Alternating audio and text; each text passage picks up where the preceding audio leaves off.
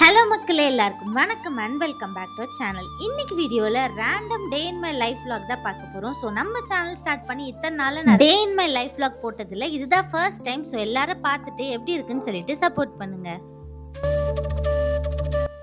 Jan 10, 2025 இந்த வீடியோவை நான் எதுக்காக ஷூட் பண்ணுறேன்னு பார்த்தீங்கன்னா, நான் வண்டி வாங்கி 2 இயர்ஸ் ஆகிடுச்சு. இந்த 2 இயர்ஸில் எனக்கு இத்தனை நாளாக இது நம்ம வண்டி அப்படின்ற ஃபீல் கிடையாது. ஏன்னா இத்தனை நாள் இஎம்ஐ போயிட்டு இருந்துச்சு.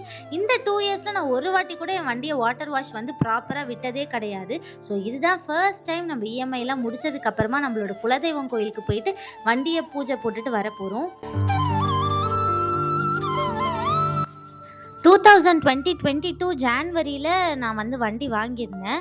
இப்போ 2025 ஆகுது. ஆல்மோஸ்ட் 2 இயர்ஸ் கம்ப்ளீட் ஆகுது. 2 இயர்ஸில் நான் யோசித்து பார்க்குறப்ப தான் தெரியுது, ஆமாம்ல இதுதான் நம்மளோட ஃபர்ஸ்ட் வாட்டர் வாஷ் அப்படின்னு சொல்லிட்டு.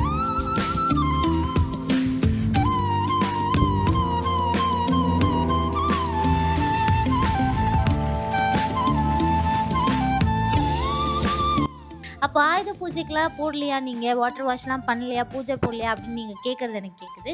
பட் ஆனால் நான் வாட்டர் வாஷ் விடாமல் வீட்லேயே வந்து பைப்பில் தண்ணி பிடிச்சி அப்படி தான் க்ளீன் பண்ணி வாட்டர் வாஷ் பண்ணியிருந்தோம். ஆனால் இப்போ என்னோடய வண்டி இந்த மாதிரி பார்க்குறப்ப ரொம்பவே க்யூட்டாகவும் அழகாகவும் இருந்தது.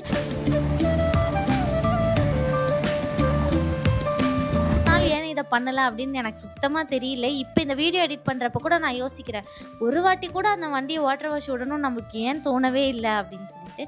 அதே மாதிரி இந்த வண்டி நமக்கு சொந்தமாயிடுச்சு. இனிமேல் நம்ம வந்து யார் கேட்டாலும் சொல்லலாம் இது என்னோட வண்டி அப்படின்னு சொல்லிட்டு.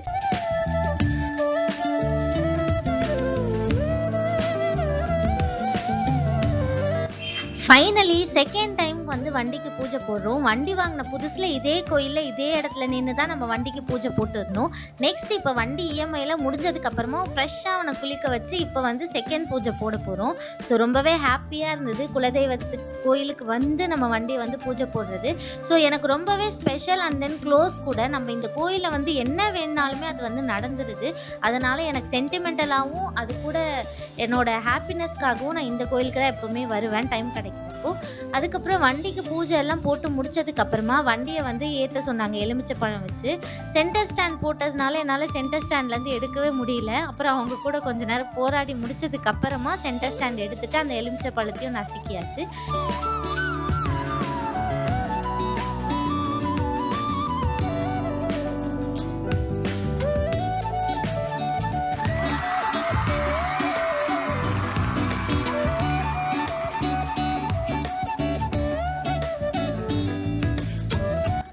கோவில் பூஜைலாம் முடிச்சதுக்கப்புறமா ரோட்டில் வந்து இந்த மாதிரி பழம் விற்றுட்டு இருந்தாங்க. இதில் வாட்டர் ஆப்பிள் பார்த்தேன். எனக்கு வாட்டர் ஆப்பிள் பார்த்தோன்னே சாப்பிட்ணுன்னு தோணுச்சு. 1/4 கிலோ எவ்வளோன்னு கேட்டால் 100 ருபீஸ்ன்னு சொன்னாங்க. சரி பரவாயில்லன்னு சொல்லிட்டு 1/4 கிலோ வாங்கினோம்.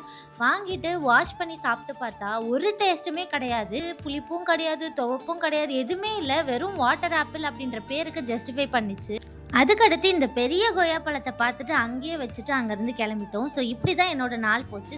இந்த மாதிரி நிறைய டே இன் மை லைஃப் வீடியோ பார்க்கணுன்னா நம்ம சேனலை சப்ஸ்கிரைப் பண்ணி வச்சுக்கோங்க. பாய்.